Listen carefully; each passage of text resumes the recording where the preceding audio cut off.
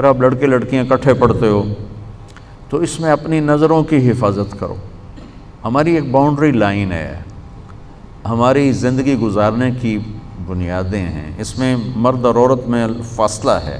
اس فاصلے کو جو مٹائے گا وہ اپنے معاشرے کو بے حیائی کے سپرد کر دے گا۔ جس معاشرے میں حیا ہوتا ہے اس میں اس قسم کے جرائم کم ہوتے ہیں، جو پچھلے دنوں قصور میں بات چلی۔ اس کے پیچھے بے حیائی، بے پردگی، آوارگی بہت بڑا سبب ہے۔ میرے اللہ نے کہا اپنی نظریں جھکا کے رکھو، قل للمؤمنین یغضوا من ابصارہم، ایمان والوں سے کہو نظریں جھکا کے رکھیں۔ قل للمؤمنات یغضضن من ابصارہن، اور یہ مومن عورتوں سے کہو اپنی نظریں جھکا کر رکھیں، کہ ہم ایک حیا والا دین رکھتے ہیں، حیا والا معاشرہ ہوتا ہے اسلامی معاشرہ۔ تو آپ کے ہاں اکٹھے پڑھتے ہیں، تو آپ کی خدمت میں یہ مؤدبانہ محبت بھری گزارش ہے بچوں کہ اپنے نظروں کی حفاظت رکھو، حد فاصل رکھو۔ جتنا آپ کی نظر پاک ہوگی آپ کا دامن پاک ہوگا۔ جب نظریں بے باک ہوتی ہیں تو انسان بے حیائی کی طرف چلتا ہے، اور اللہ نے جو پہلی قوموں کو تباہ و برباد کیا اس میں سب سے زیادہ لوط علیہ السلام کی قوم پہ عذاب کٹھے مارے، پتھروں کی بارش، اور اوپر نام لگے ہوئے اور نوکیلے پتھر، اور زمین میں زلزلہ، پہلے زلزلہ، جب تھوڑا سا زلزلہ آیا تو ہم سارے پریشان ہو گئے، تو خوفناک زلزلہ، اور پھر اس کے بعد اس کو اکھاڑا اور اوپر جا کر یوں زمین پہ مارا، اوپر والا نیچے، نیچے والا اوپر کر دیا، چہرے مسخ کر دیے، اور ایک گندے پانی میں ان کی لاشوں کو ڈبو دیا۔ ان کا جو جرم تھا وہ بے حیائی تھا۔ لوط علیہ السلام کی قوم بے حیا ہوئی، اس بے حیائی پر اللہ نے سب سے زیادہ عذاب کے کوڑے برسائے۔ دنیا کا سب سے بڑا مجرم میری نظر میں فرعون ہے، جس نے کہا میں خدا ہوں، میں خدا ہوں۔ دنیا میں کسی انسان نے یہ نہیں کہا میں خدا ہوں سوائے فرعون کے۔ اللہ نے وہ اٹھا کر ڈال دیا پانی میں، لیکن لوط علیہ السلام کی قوم پہ 4-5 عذاب کٹھے اللہ نے ٹھک ٹھک ٹھک ٹھک ٹھک ٹھک کر کے برسائے، بے حیا تھے۔ اور معاشرہ بے حیا اس وقت ہوتا ہے جب اس کی پابندیاں ختم ہو جائیں، اس کی حدود، حد بندی ختم ہو جائے۔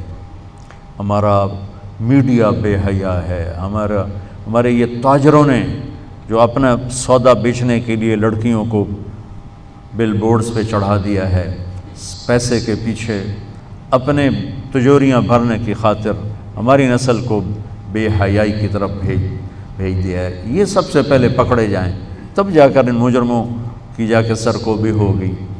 پہلے وہ دروازے بند کیے جائیں جس سے بے حیائی آ رہی ہے، جس سے فحاشی آ رہی ہے، اور جس سے بے راہ روی آ رہی ہے۔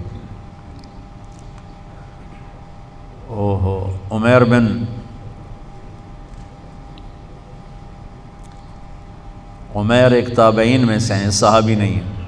ان کو رومن نے پکڑا اور ان سے کہا کہ عیسائی ہو جاؤ، کہا میں نہیں ہوتا، کہا آدھا ملک دوں گا، اپنی بیٹی دوں گا، کہا جو مرضی دو، میں نہیں ہوتا۔ تو اس نے کہا اس کو ایک خوبصورت گھر میں بند کرو، اور شراب اور سور کا گوشت اور ایک لڑکی اندر ڈال دو اور دروازے بند کر دو۔ انہوں نے کر دیا۔ 3 دن 3 رات وہ ایک جگہ بند تھے، اور عمیر رضی اللہ تعالیٰ عنہ کی آنکھ اوپر نہیں اٹھی، یوں بھی نہیں دیکھا۔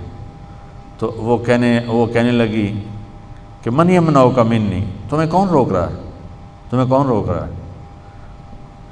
کہنے لگے مجھے وہ روک رہا ہے جو مجھے بھی دیکھ رہا ہے، تجھے بھی دیکھ رہا ہے، جسے نہ نیند آتی ہے نہ اونگ آتی، مجھے وہ روک رہا ہے، مجھے میرا رب روک رہا ہے۔ انہوں نے کہا تیرے جیسے پاک دامن کو قتل نہیں ہونے دوں گی، میں تیرا ہیلا کروں گی۔ تو وہ جس کو بھیجا تھا گمراہ کرنے کے لیے وہ ایمان لے آئی، اور اس نے ایک رات کو آ کر اس کو نکالا اور اس کو پیسے بھی دیے، کھانا بھی دیا، کہا یہ راستہ ہے اور یہ ستارہ ہے، اس ستارے کو اپنے سیدھے کندھے کے ساتھ رکھ کے چلتے رہنا، تو تم عراق ایک نہ ایک دن پہنچ جاؤ گے۔ اور ان کو اس نے نکال دیا، ان کی حیا سے متاثر ہو کے مجھے خیال آیا کہ میں اہل بیت پر ایک کتاب لکھواؤں۔ حیرت کی بات تھی کہ اہل بیت کے تذکرے سے تاریخ خالی پڑی، پوری کتاب کھنگال کے چند سطریں ملتی تھیں۔ جو میرے نبی کی آنکھوں کے تارے تھے، میرے نبی کے راج دلارے تھے، 465 کتابیں دیکھیں، اور کھنگالی تو اس سے بھی زیادہ ہوں گی، لیکن جن سے مواد ملا 465 کتابوں سے قطرہ قطرہ جمع کر کے کچھ جمع ہوا۔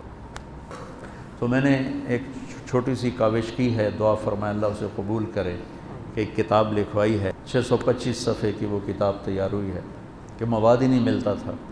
میں کہا شاید جب اللہ مجھے بلائے تو میں اللہ اس کے رسول کو یہ تحفہ پیش کروں کہ آپ کی اولاد کے لیے میں یہ نذرانہ لایا ہوں، اور تو میرے پاس کچھ ہے نہیں، آپ کے در کا مراسی بن کے مرنا چاہتا ہوں، آپ کی اولاد کے تذکرے کرتے کرتے مرنا چاہتا ہوں، ان کی محبت اور عشق میں مرنا چاہتا ہوں۔